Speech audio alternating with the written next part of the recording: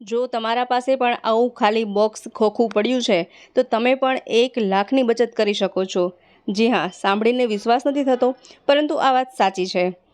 તો જો આવા ખાલી નકામા બોક્સને ભંગાર સમજી અને ફેંકતા પહેલાં આ વિડીયોને એક વખત જરૂર જોવો જોઈએ। એ સિવાય આપણે બીજો ઉપયોગ પણ જોવાના છીએ। તો ધમાકેદાર ખૂબ જ સરસ એવા આઈડિયા છે જેનાથી તમે લાખો રૂપિયાની બચત કરી શકો છો। તો વિડીયોમાં એન્ડ સુધી બન્યા રહેજો। વિડીયો પસંદ આવે તો વિડીયોને લાઇક પણ જરૂરથી કરજો।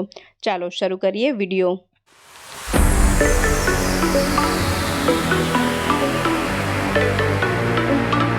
તો ચાલો પહેલાં જોઈએ કે એક ખાલી બોક્સથી 1 લાખ રૂપિયાની બચત કઈ રીતે કરી શકાય। તો તેના માટે અહીં આપણે કોઈ પણ રીતનું એક ખાલી બોક્સ જોઈશે। જે ઓનલાઈન પાર્સલમાં કઈ વસ્તુ મંગાવીએ તેમાં બોક્સ આવતું હોય તે હોય તો પણ ચાલે, અથવા ઘરમાં આ રીતે કોઈ પણ ખાલી બોક્સ પડ્યું હોય તે લેવાનું છે।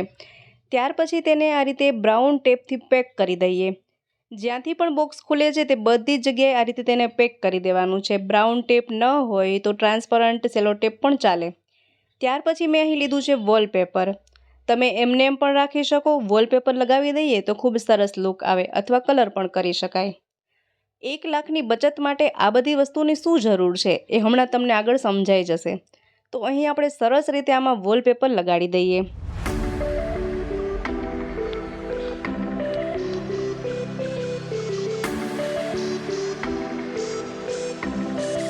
તો અહીં મેં આખા જ બોક્સમાં સરસ રીતે વોલપેપર લગાવી દીધું છે।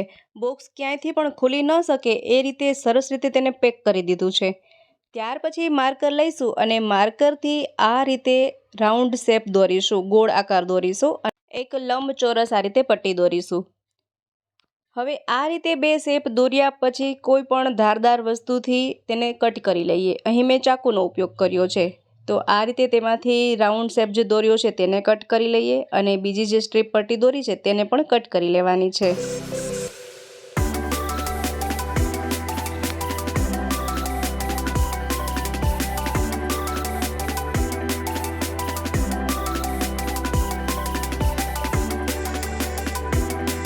અહીં મેં બંને શેપ આ રીતે કટ કરી લીધેલા છે।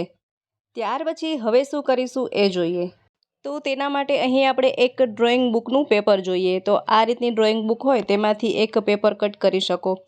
હવે આપણે અહીં આ રીતે એક તેનું ચાર્ટ બનાવવાનું છે। આ ચાર્ટમાં બોક્સ બનાવી અને શું લખ્યું છે એ પણ જણાવી દઉં। તો અહીં મેં 10, 20, 50, 100, 200 અને 500 એવા આંકડા લખેલા છે। અને આ ચાર્ટ ટોટલ 1 લાખનું છે। અહીં મેં ઊભી 19 લાઈન કરેલી છે અને આડી 22 લાઈન કરેલી છે। 10ની 1 લાઈન, 20ની 2 લાઈન, 50ની 2 લાઈન, 100ની 3 લાઈન, 200ની 4 લાઈન અને 500ની 7 લાઈન કરેલી છે। આ રીતે ટોટલ ચાર્ટ બનાવતા આ બધાનો સરવાળો કરતાં 1 લાખ થાય છે। તો અહીં મેં 1 લાખનો સરવાળો થાય એ રીતે ગણતરીથી ચાર્ટ પેપર બનાવેલું છે।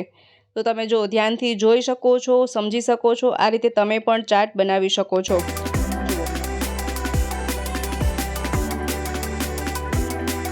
હવે આપણે આ ચાર્ટને જે આપણે આ બોક્સ બનાવ્યું છે તે બોક્સમાં ચોંટાડવાનું છે। આ રીતે જે આપણે આ શેપ કટ કર્યા છે તેની આ બાજુ આપણે આ ચાર્ટ પેપરને લગાવવાનું છે।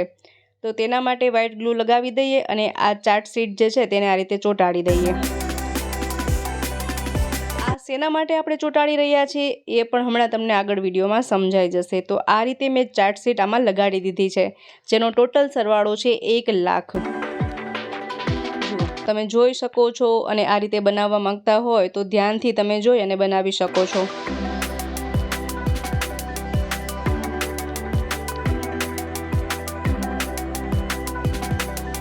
હવે આનો ઉપયોગ જોઈએ।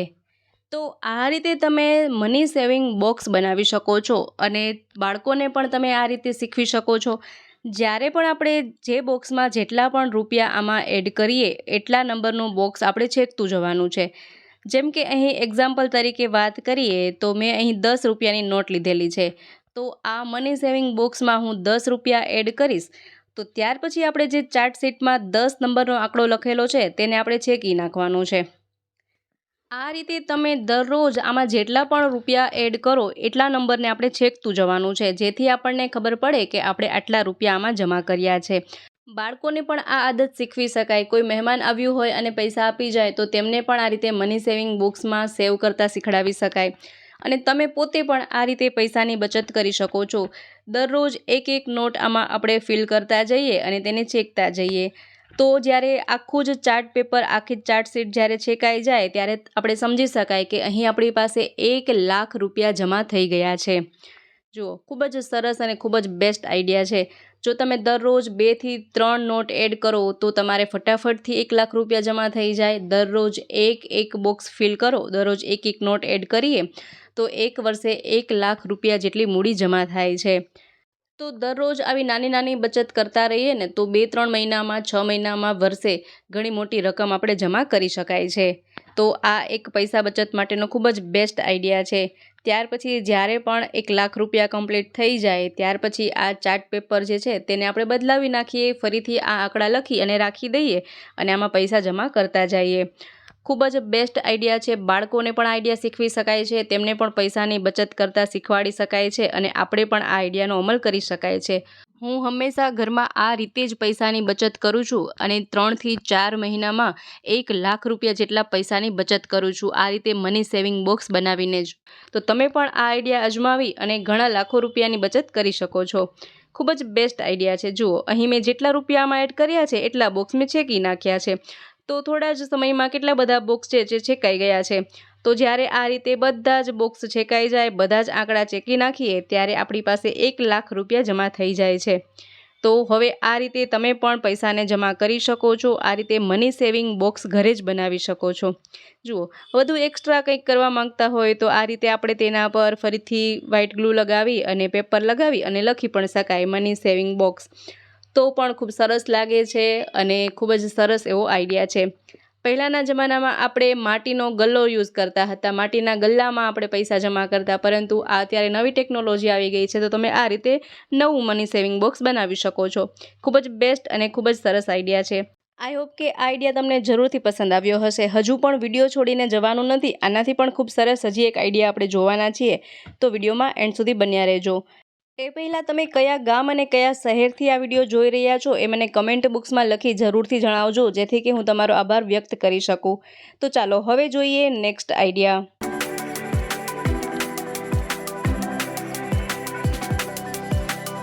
તો ઘણી વખત આપણી પાસે ઘણી બધી બુક્સ એવી હોય ને જેનો દરરોજ વપરાશ ન હોય કે દરરોજ આપણે તેનું વાંચન ન કરતા હોય, તો તેને બધી થપ્પી કરી અને આ રીતે આપણે કોઈ બોક્સમાં રાખી દેતા હોઈએ.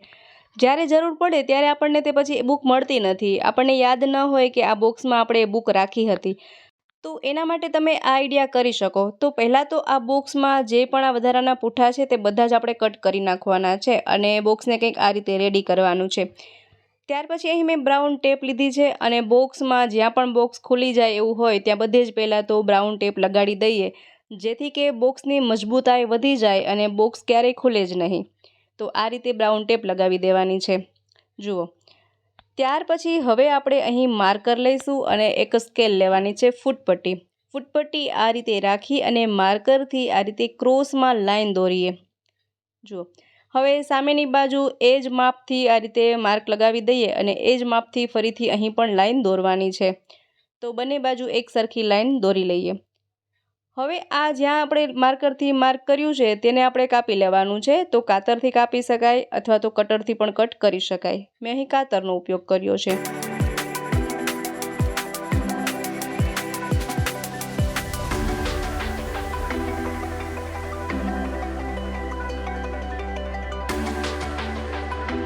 તો કંઈક આ રીતે આપણે આ બોક્સને કટ કરવાનું છે. જુઓ, આવો લુક આવે છે. આનો શું ઉપયોગ છે હમણાં આગળ વિડીયોમાં જોશું. હવે ત્યાર પછી આમાં તમે વોલપેપર લગાવી શકો, કલર કરી શકો અથવા એમને એમ પણ રાખી શકો. પરંતુ અહીં મેં આ કુકરનું બોક્સ લીધું છે તો એમાં કુકરનું ચિત્ર દોર્યું છે તો સારું નથી લાગતું. તેના માટે મેં અહીં વોલપેપરનો ઉપયોગ કર્યો છે, જેથી કે આ બોક્સમાં જે એડવર્ટાઇઝ છે તે ઢંકાઈ જાય. અને આ રીતે તેમાં વોલપેપર લગાડી દઈએ. તમે કલર પણ કરી શકો છો અને એમને એમ પણ રાખી શકો છો.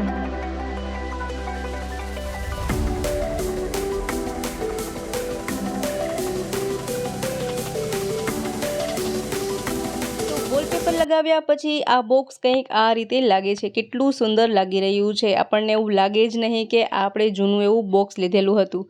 ત્યાર પછી તમે બધી જ બુક્સને આ રીતે તેમાં ગોઠવી શકો છો. ઘણી બધી બુક્સ સમાઈ જશે અને જ્યારે પણ બુક જોઈતી હશે તો સરળતાથી મળી જશે. એ સિવાય બાળકોના સ્ટડી ટેબલ પર પણ તમે આ રીતે બનાવી અને રાખી શકો છો. તો બાળકોની ઘણી બધી બુક્સ તેમાં સમાઈ જાય. જ્યારે પણ જોઈતી હોય તો સરળતાથી તેમાંથી ગોતી પણ શકાય. એ સિવાય જો તમારી કોઈ ધાર્મિક બુક્સ હોય અથવા તો કોઈ પણ રીતની જે આપણી પાસે બુક્સ હોય ને તે બધી જ બુક્સને તમે આ રીતે કલેક્ટ કરી અને રાખી શકો છો. જે દેખાવમાં પણ ખૂબ સરસ લાગે અને આપણને જ્યારે જોઈતી હોય ત્યારે સરળતાથી મળી પણ જાય. તો આ આઈડિયા પણ ખૂબ જ બેસ્ટ છે. જ્યારે પણ નકામું આવું કોઈ ખોખું બોક્સ પડ્યું હોય તો તેને ફેંકવાના બદલે આ રીતે બુક્સ રાખવા માટે તમે બુક સ્ટેન્ડ પણ બનાવી શકો છો.